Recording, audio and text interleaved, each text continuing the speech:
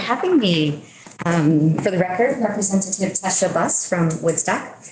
I grew up on a fourth generation dairy farm. We had 100 head of dairy. We had Angus feed cattle. We had about 100 pigs in a farrowing house. And then we also raised about 1,000, we farmed 1,000 acres of corn, soybeans, wheat, and alfalfa.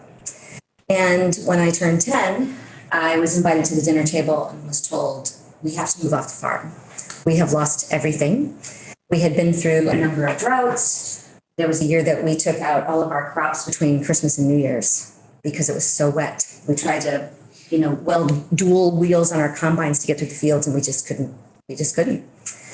So my parents, having you have a question? I just wonder where this was. Illinois, rural Illinois, close to the Mississippi River. You're trying to figure 1,000 acres. Right. We rented a lot of land. And Queechee, right? Yeah. Oh, yeah. Soybeans. Yes, soybeans, right? My parents had no college education, so they really only had the option of starting their own business. So, very depressed area. They bought a bar and restaurant for $15,000 and became restaurateurs. And they couldn't declare bankruptcy because you can't own a business and have a bankruptcy on your record. So it took them 17 years to pay off their farm debt. And this is, Jimmy Carter era. The interest rates went from, 7% to 17, 18. Yeah, overnight. So fast forward to me obviously not following in the farming industry immediately. I moved to Vermont and I opened up a business, which is a yoga retreat home, and immediately engaged with my local farmers so that I could have them raise a cow and a pig, or multiple cows and multiple pigs as we started to grow, and chickens and our vegetables. And then this was in 2008. So I opened during the greatest recession since the Great Depression. It was sort of like, wow, am I going to be like cursed like my family? So in 2011, I ended up purchasing a farm through a friend who was going to be my vegetable farmer, and she had an aneurysm, and we were trying to figure out, how do we raise money for our farming industry? Because at that point I was way over leveraged, and it's 2011, you couldn't get money for anything. So I thought, I will go into the town of Ludlow, which is where the farm is, and I'll get a permit for outdoor recreational use, and I'll rent my open field for events. It looks up at Okemo Mountain. This is going to be great. And to be respectful of my neighbors, I'll do it 15 days a year. And I got taken to environmental court. And that process was, we write our discovery, they write their discovery. And then the judge said, we do not support the town's permit for outdoor recreational use because there's not a specific example listed for tented events. There's picnicking, but there's not tented events or events of any kind, or a wedding. So I chose not to pursue that. In that interim, that year-long bit of time, I met other farmers and continued out into that realm, and still there's no farming that takes place on my property except for raspberry bushes in a solar field. So that's kind of the other way that I went. I went to the renewable energy realm, and there was a company that wanted to rent an acre of my land, and so that is what we did in lieu of farming. So when I went to the town and got that permit, I realized many things. I have been through Act 250. My business is fully permitted, has a sprinkler system, all of that. I've been taken to court there as well over a replacement septic system that had no variances. So I have a lot of court experience. And the one thing I want to say to this committee is anything that we can do to keep farmers out of court is amazing. So that's basically the bulk of my testimony, is a few suggestions on how to help that. So the first comes from the fact that in that town, in the town of Ludlow, I did not go to my neighbors and have a meeting about what I wanted to do on the farm and what my vision was. So the optics came forth that I was a business owner, which I was, And then they just thought, oh, she just wants to, money, money, money off our land. And so I realized that optics is hugely important for all farming industries. And so however that folds into the work that you do on 128, is the business part far more prevalent than the farming part? And how would a neighbor treat an accessory on-farm business if the farmer included how that business was going to help the farming from scratch? So I really feel that the relationship between the flow of money and what the farmer needs to do the great work that we want farmers to do is hugely important. There are other parts of it. You will never get away from permitting completely. You're going to have to always deal with signage and road frontage and lighting if you are going to be doing, cabins that you rent out on your farm so that people can engage in the farming industry there.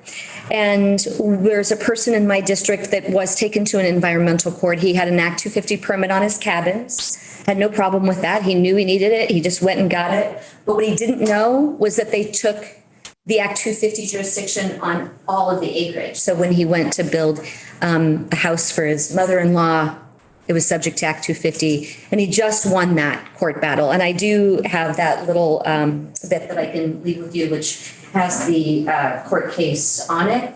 But just to think about that and belt and suspender it as you potentially move forward in this direction. There has been another accessory on-farm business in the town of Woodstock that has had quite a lot of hullabaloo, not just in the Act 250 realm, but locally. And they struggled with two phrases that I know exist in this bill. One is integral component and the other is substantial component. And it was because there wasn't a specific weight or a specific amount tied to those types of things, that created a lot of frustration in the neighbors. And it's a restaurant. So even though they said that they met the agricultural level of 50%, there was a lot of debate about whether or not that was actually possible. And we have another on-farm restaurant in our district who wrote to the paper and said, when we decided after many years we were going to open this restaurant, we reached out to all of our neighbors and we reached out to ag, and we really talked about the amount of food that goes on a plate and how much can really be produced on the farm. It's really challenging. And so some people certainly thought that a new farm with a new restaurant may not be holding that same level of respect. So those were the two words. The other thing that's been brought up is just is owner occupation. So if that property, if the owner lives there and the owner is farming it, there is certainly a different optic than if they are not. And then the last thing, which Heather knows about a lot in her district, is a cooperative of farms. And I actually had CSAs at Kiss the Cow, and chickens are great, and so is the ice cream. And so I know that what that cooperative, I think, from my town looking over longingly at your town and community, is that the collective made all the difference because the community got behind it. And so I don't know how you can legislate community or collective, but in any way, shape, or form, that is super important, because regardless of Act 250, environmental court on the local level is still pretty challenging. I did permit a solar field, and it was in prime agricultural soils. I renovated a daycare, and I thought, well, okay, it's 8,000 square feet. The last thing I want to do is hand a daycare a huge utility bill, even though we retrofit insulated it and we did heat pumps throughout the whole building. And I thought, well, how can I finagle this? I'm like, let's do community solar. So, we put out the community meeting to say, does this work? Is this the right location? The community showed up It was a very civil discussion. They thought it was a great location because you can't even see it from one side of how you pass that road. We went to the Regional Planning Commission and they said, actually, no one's ever used this particular 1 acre for grazing. So we think this is a great use, and hopefully, the kids could even, not that the kids would go in the solar field, but that agriculture could potentially be planted in there eventually. So when I did that, Section 248, that permitting process is very akin to Act 250. So to be honest with you, I've been through 2 environmental court processes, and I would take permitting a solar field or going through an Act 250 process 3 or 4 times over the court process. It's rough.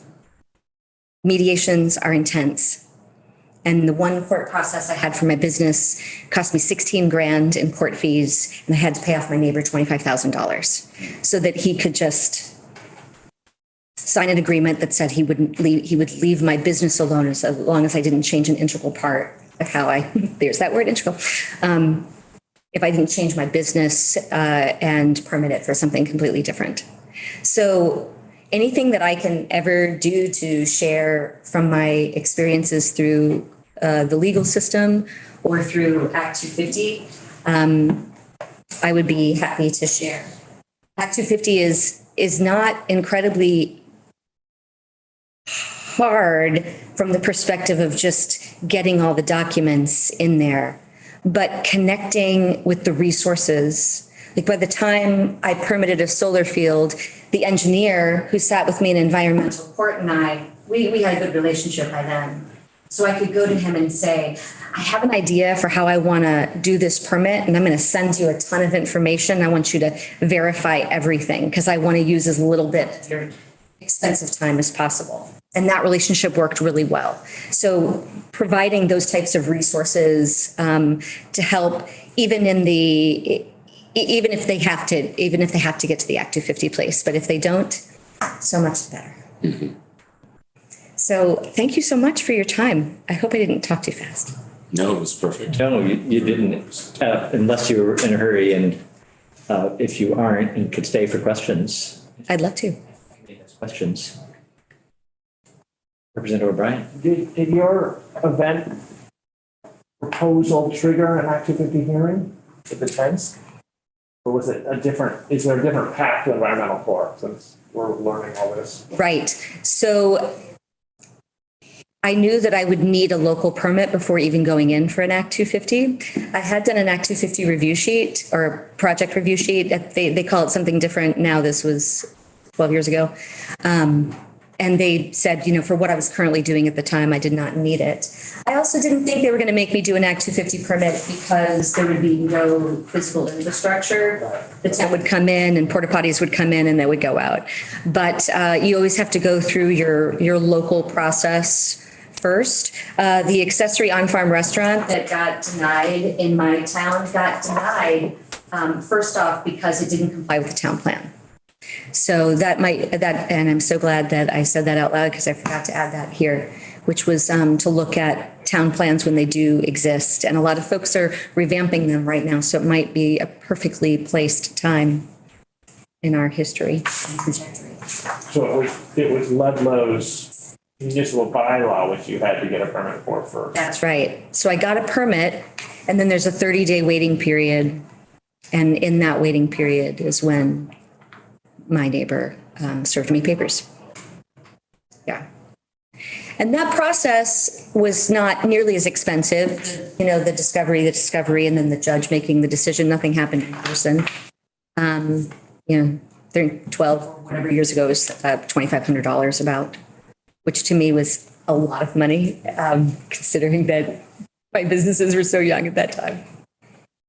So even though town plans are aspirational, if you're sort of doing the opposite of what they say a lot of times, or right, it's incongruous with what they would like, that's a trigger for both, like a municipal bylaw and Act 250 criteria. That's right, because if it's not in the town plan, they can deny it on that basis alone. They won't look at any part of your application. They will just see that you're not in compliance with one paper. And then no Act 250 until you bring that into compliance. And then you have to reopen your case with Act 250. So what, recreation wasn't in Ludlow's town plan? Events. Tented events, picnicking was, and biking. And recreation? Yeah, recreation, right. I thought, well, we're recreating in a tent, Yeah, but, or if Okemo wanted to have a wedding in a tent, it seems like right. that would work for Ludlow. Oh, yeah, exactly. And there are many, inns and whatnot around that area that pitch tents all the time. But because they already have their wastewater permits and all sorts of things, and then they do these extra things, I guess they can slide by, or perhaps they already have permits. I mean, watching something develop over time, if you have a business and it was permitted 15, 20 years ago, and then you pitch a tent for a wedding, you're not always going to raise as many flags as a brand new endeavor. Yeah. And going through the zoning first. So the court told me you can go back to the zoning department and have them change this and add tented events, and then you would be okay. I mean, I sat in a room with neighbors that were screaming at me. It was intense. The DRB turned to one of the neighbors and said, "You're not allowed to scream at her anymore. You have to direct your issues with me." And I was like, okay. It's harder than the legislature. It's harder than running for office. Representative Templeman? I know I do. Okay, Representative Lipsky. Thank you. Tasha, it's really, the carnage you've endured, the perfect storm of being attacked by neighbors, municipal.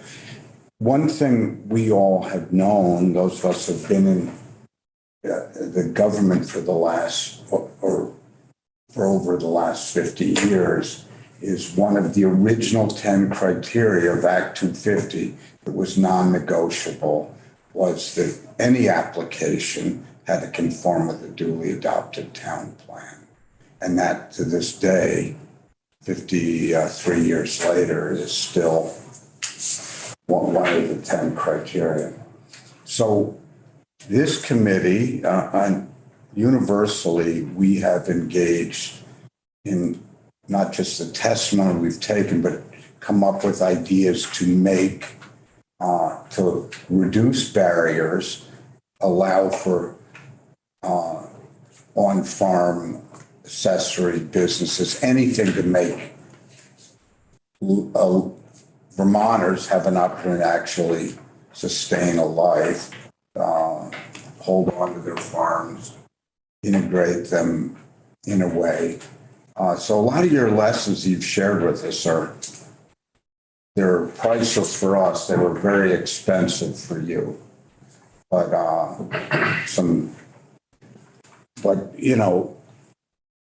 Chairman Durfee, there have been so many hours of discussion here to sort of make it easier for small farms or to survive, but just the sort of thing you were doing. It was 15 days a year. So I think it's something we have been pursuing, could need to continue to pursue, because as Vice Chair Sue Bernard brings up a few times a week about transitioning, and no one wants to take on a big farm, but how do we get more collective, or which you sort of were lauding that the Barnard example of how they collectively engage. So I don't know, a lot of this testimony is very important for us, whether it carries over beyond next week, but into the next session. We'd love to work with you on. And on World Caucus, which we share an active role in that, we've all experienced there's a lot of pushback to change, something that from some committees felt this is what saved Vermont, and others are saying, well, this may need to be modernized or molded slightly to not create degradation, but to allow survival and for transitioning businesses.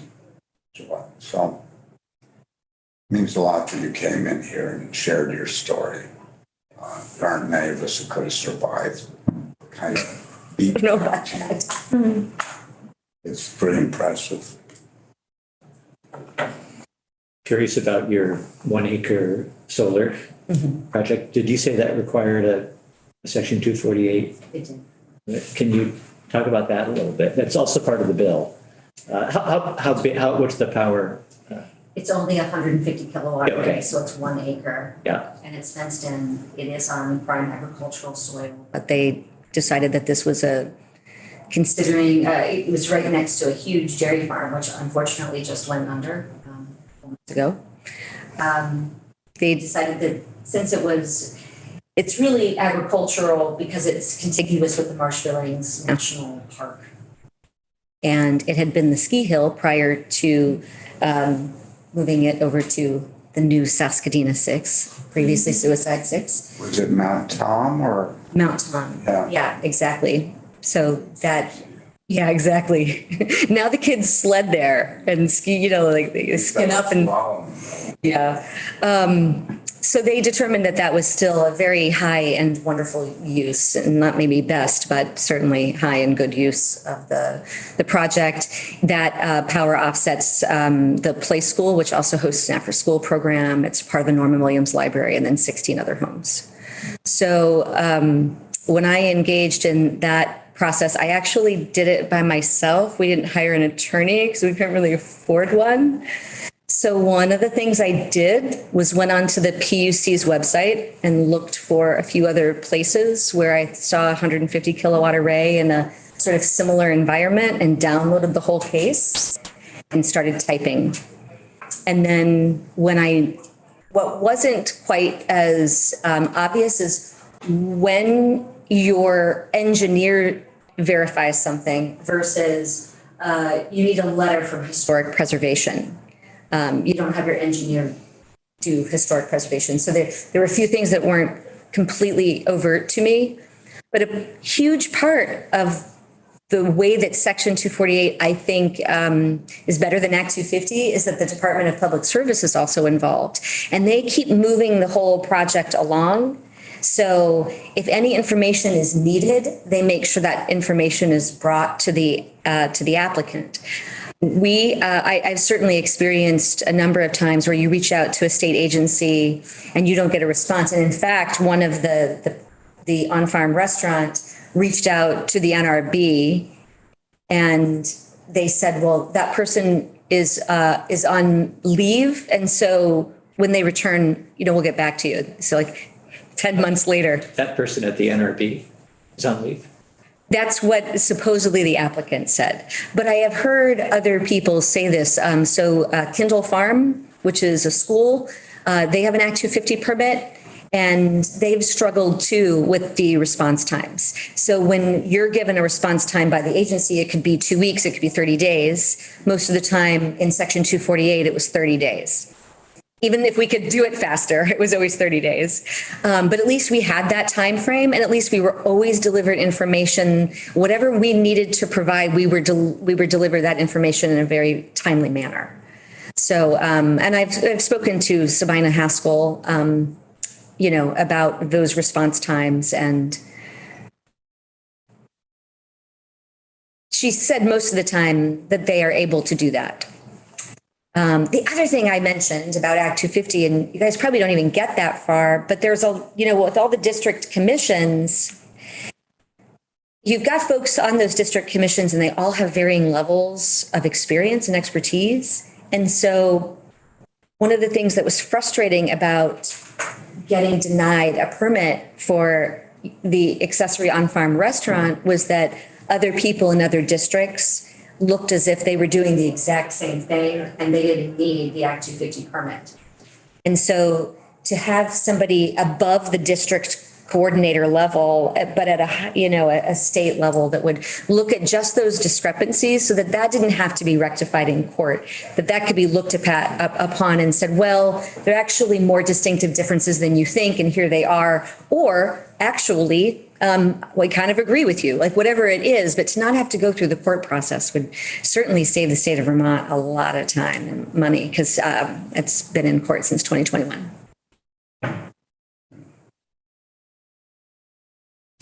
Thank you, Representative Buss, for coming in this afternoon. Thank you for having me. I really appreciate your time and your interest in helping farmers.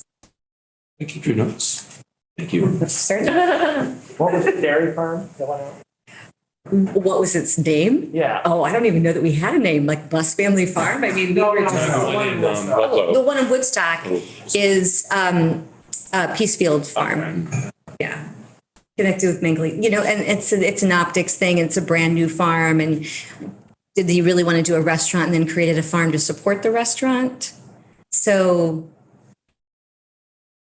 if he had come out farming, or at least saying the reason why we need to do this is for this, I think it would have been different. And that's where the restaurant was gonna go? There's a building there. Oh. That's the other problem is, as long as the carts stay behind the horse. It's easier. Yeah. Yeah. All right. Thank you. Thank you. Thank you. Happy Friday. All right.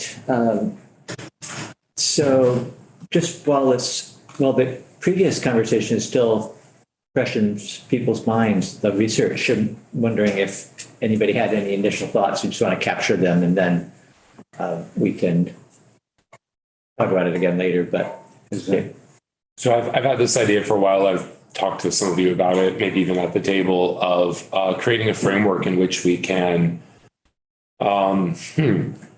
place agricultural practices based on their climatic effects.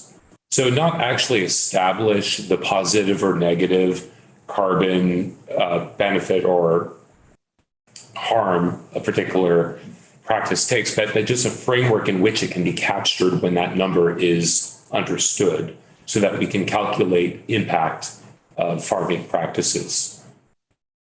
Maybe that's a little abstract, but possibly, but I think we could make it less abstract, and I think I know where you're going. Yeah. Okay. Mike. A less abstract version of a connected thing, I think would be helpful to us, would just be diving in on the wraps and sort of seeing what they are, how they compare, how they're being implemented, whether there are weak spots, Good. Yeah. Did somebody else have a hand up too? Kevin? I did. I was just going to comment on yours. Do you mean like stewardship tiers, like diving into what we have already existing for like conservation practices, but really diving into like what those are? yeah, and the effects climatically. Yes. And soil preservation, having certain goals in mind, trying to achieve through the RAPs. So it's kind of related, but being able to quantify those effects and actually, use them in a lot of ways in the future moving forward with other legislation.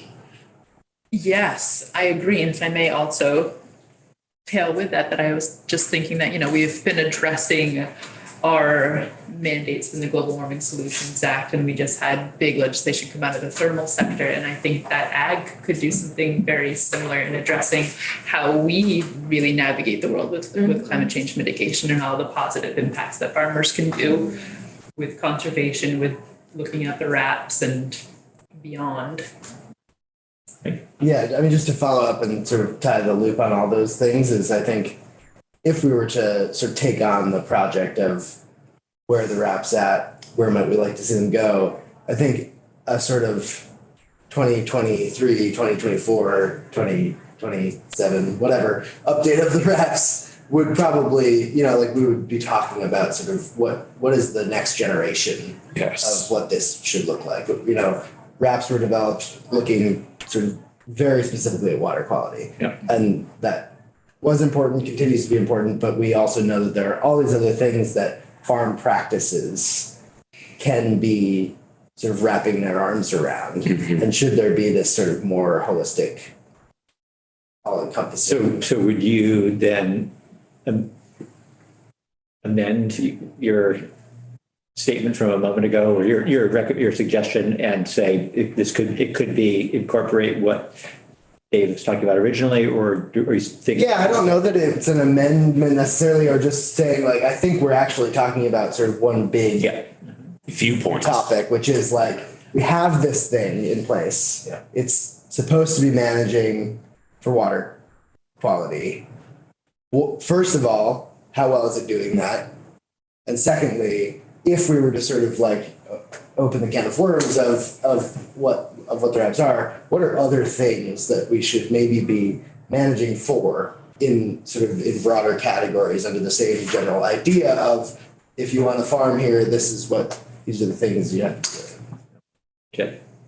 You know, on this point, and, you know, we've all, you know, formed opinions and faced bills that had greenhouse gas sequestration and climate change. So the principal goal, in fact, on about everything we do, that's a factor, not just water quality. But when the original America the Beautiful bill was passed by Congress, it included all ranching, farming, croplands, the grasslands biome as integral part of the goal. Vermont's edition cut and pasted that into the scrap heap. That it didn't follow the federal initiative, and it took all the Vermont farmlands and grazing and cropland out of that equation. So what you're both, or the three of you are proposing, is actually the real guts of the federal 30 by 30 and 50 by 50 bill. So they obviously had some kind of biologists and, you know, climate ecologists research that, why that was included in that. And there's probably a lot of research out there. When was that done? 2022. The America the Beautiful?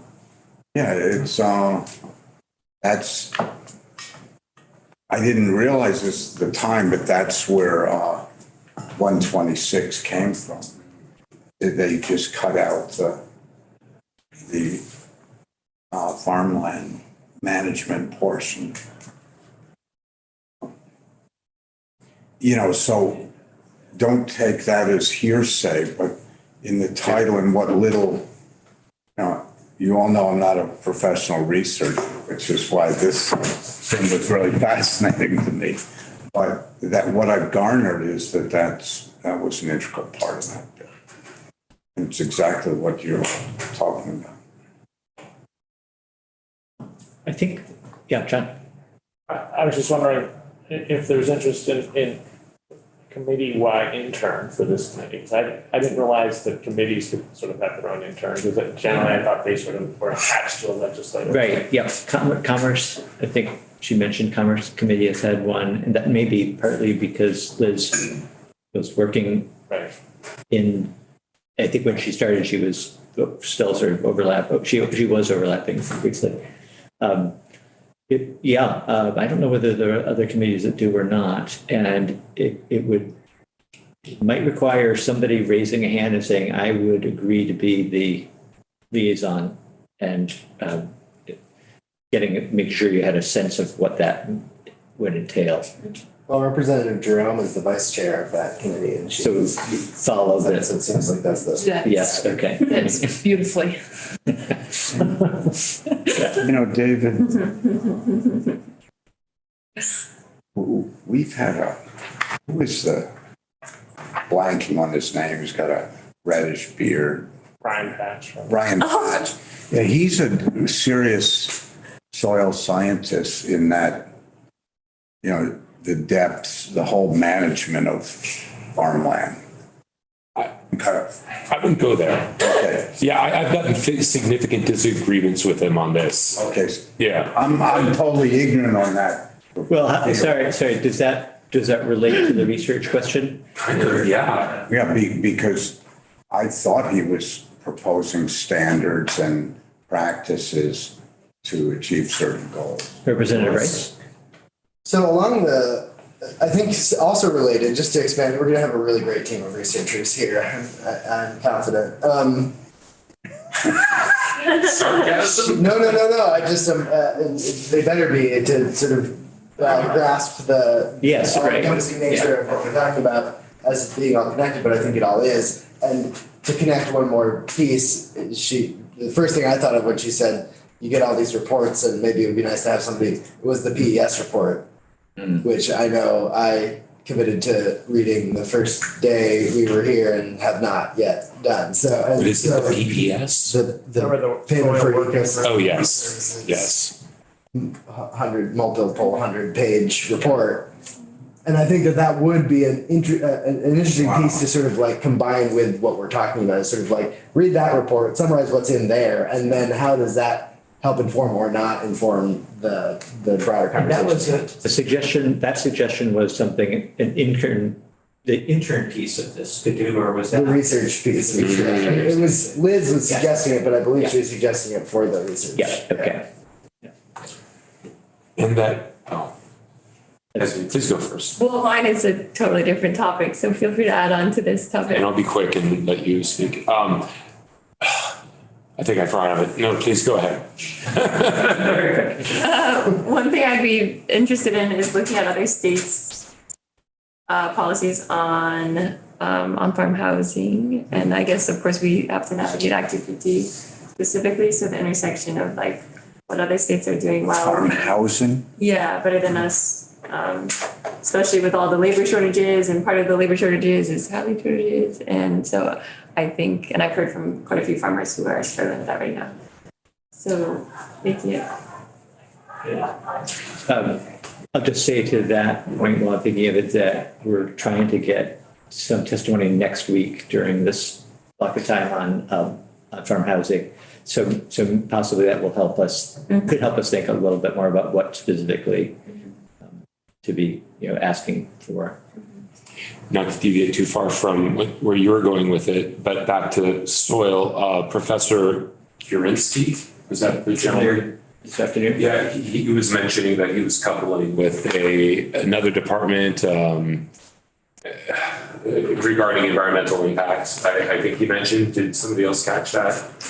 But He was saying, are you talking about his colleague who specializes in energy and environment? that's the one, thank you. Yeah, I mean, that would be a perfect colleague to bring a researcher on for what we're all talking about regarding practices.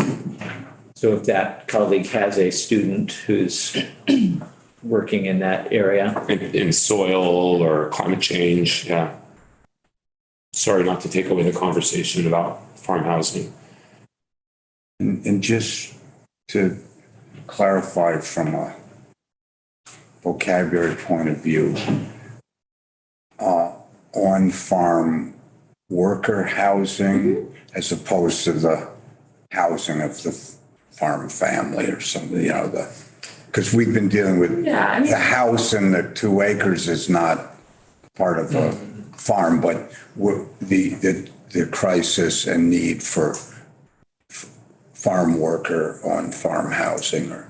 I mean, that's a big part. I mean, of course, what you I mentioned agree. is relevant too. Like, Well, it's just a distinction that I don't want people to get confused. yeah, But also, it could be less of a distinction. We could be talking about housing for the people who are farming, whether they are farm landowners or farm The owners. Okay. and then there's farm stays, which is a whole nother thing. So there's all sorts of different categories, and I don't know if different laws would apply to different intents. Well, Tasha was talking about farm stays and Yeah. one that's part of that bill. Yeah. And so maybe even having research on all three across different states, like, and if regulations differ. What I would suggest is that between now and next Friday or whenever we pack up for the last time, anybody who wants to try and put together a very brief proposal, and I'm thinking, 3 sentences, just to be a very high level, this is what, I would like to do. If you can do that, and it can be individually, or if you want to collaborate and work with somebody else or the whole group, however, we could do the whole group in here, but between pieces of testimony, it might be something to just do a little work on too. Can we have permission for 3 paragraphs? Certainly, yes, yes. Because No, I didn't want to suggest a volume of writing that might be off-putting or Yeah. too much, yeah. And this is And- for next year. Well, it would be then to deliver to Jack, Dr. K, so that he could, Okay. get to work on It's a it. G. Whatever. Apologies.